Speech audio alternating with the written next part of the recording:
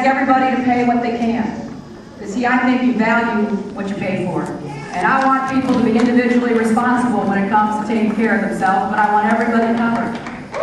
And so we're going to tell small business, we're not going to require you to do anything, because most small businesses have a hard enough time making a profit in today's economy. But we are going to say that if the small businesses want to come into the plan, they will be able to, and also get tax credits so that they can make it affordable for themselves and for their employees.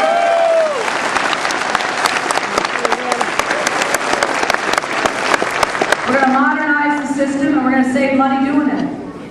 You know, we need electronic medical records in our healthcare system. You know, I shadowed a nurse in Las Vegas last summer. I was so exhausted after 3 hours, and it was at the end of her 12-hour shift. We literally spent 15 minutes trying to read a doctor's handwriting. Not the doctor's fault. I can't read my handwriting half the time. But if it were electronic medical record, you know, you bank online, you shop online, we would, according to a conservative analysis, save $77 billion a year in lost time, in duplication, in mistakes. So we're going to do more to modernize the system so it's actually more cost effective. See, I believe we can get costs down for everybody if everybody's in the system. What happens now, you go to an emergency room. People are waiting there because they have nowhere else to go. They eventually get taken care of, they can't pay for it. That's like a hidden tax on everybody who pays for health insurance. So we're going to make it affordable, lower the costs, improve the quality, and cover everybody. You know, now some people have said, well, it's controversial. This is controversial trying to cover everybody. Well, yeah, I think I know how controversial that is. You know, I still have the scars from what we tried to do back in 93 and 94. But that's why I've spent 14 years thinking about how we're going to get it done this time.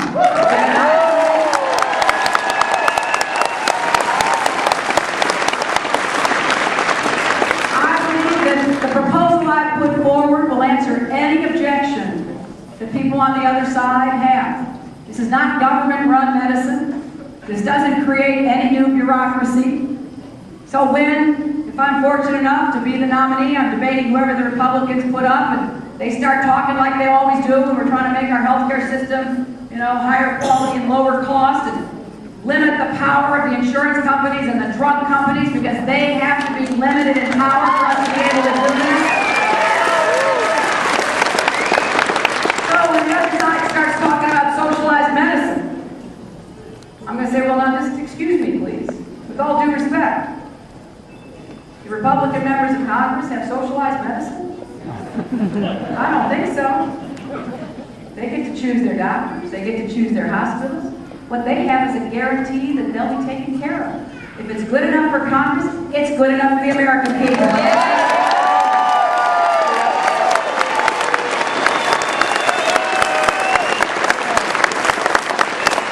Let's set some goals about education. You know, education is still the passport to opportunity. I think we need to start in the home. We've got to do more to help families prepare their own children for school. You know, those lessons that you get early on, I've done this work for 35 years. Those are the lessons that really make a difference. Somebody's holding up my book, It Takes a Village. You know, I wrote that book to make the point that we hope every child has a family that will love that child and give that child the attention and discipline that children need to grow and be productive. But where that's not available, we need to help those families. So I want to have universal pre-kindergarten. We know that this has been proven time and time again. If you want to cut crime, if you want to improve the graduation rate from high school, if you want young people to be better prepared, you've got to start early. And that's what I intend to do because we are now spending money on the other end that we could save if we did this right in the beginning. And I will end the unfunded mandate known as No Child Left Behind.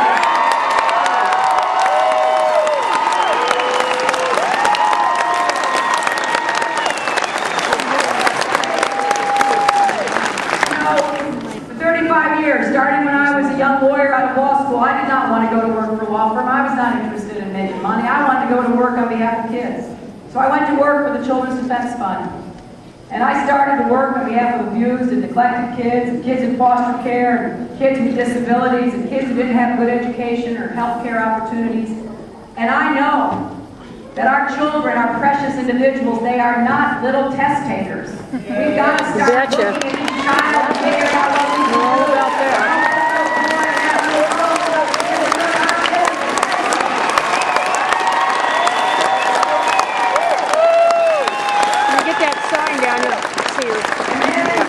We've got to make college affordable. Yes.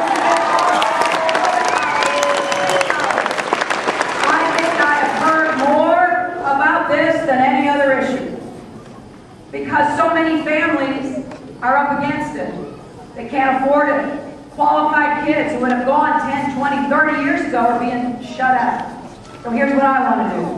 $3,500 tax credit for every child and every family for every year. We're going to be able to do more efficient. Number two, more direct aid like the Pell Grant program. Increase it, make it year-round. Get it more quickly than the hands of the citizens deserve it.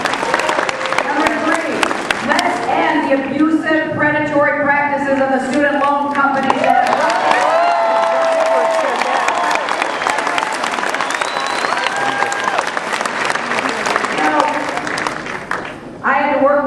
college, I had to work my way through law school. When I was in law school, I borrowed money from the federal government, but it was like 2% interest. I meet young people here in Nevada, they're paying 9 and 10% interest. That is not fair, and it's not smart. We're also going to provide national service, because there are a lot of young people, if they worked in national service for a year or two, could earn money that would enable them to go to college and keep